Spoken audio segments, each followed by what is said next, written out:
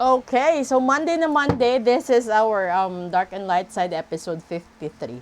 Tignan natin yung mga naging dahilan ng problema natin sa araw na ito, Lunes. At saka dito din, no? Kung hindi tayo nagkaroon ng mga problema at gusot at delays ngayong Lunes, ano sana ang nakamtan natin, di ba? Una, problema na naging dahilan, mga pangarap sa buhay. Pangalawa, pamilya. Pangatlo,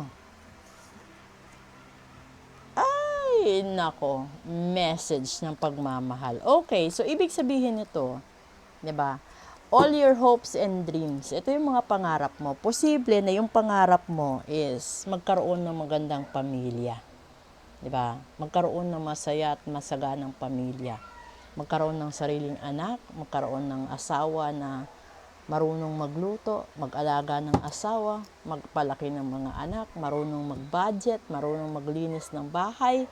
Ganun, 'di ba? Dapat. Pero sa kasamaang palad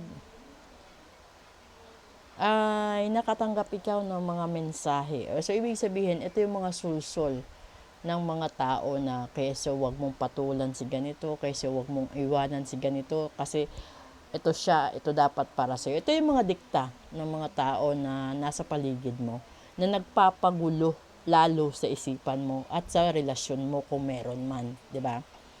Dito tignan natin. Dapat. Ay, 8 of Wands. Rumaragasa. Pangalawa, King of Cups. Pangatlo, ay, Page of Swords. So, ibig sabihin nito, no?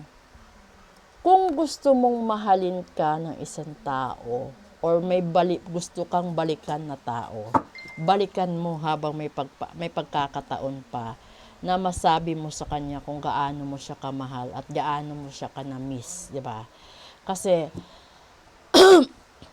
the Page of Swords is a message na gawin mo sa lalong madaling panahon. So, huwag kang magsayang ng pagkakataon.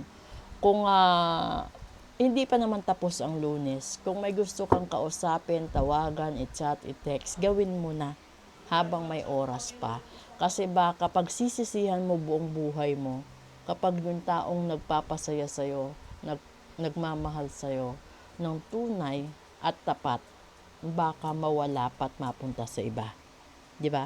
Yun yung pinakamasaklap na nasa sayo na eh. Nakasama mo na. Nahimay mo na, no? Kung ano ang klaseng pag-uugali meron siya.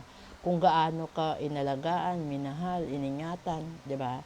Tapos napunta ka sa isang tao na opposite sa pagkatao niya. At doon mo na-realize kung gaano siya kahalaga sa buhay mo. Kung kailan pa siya nawala, 'di ba?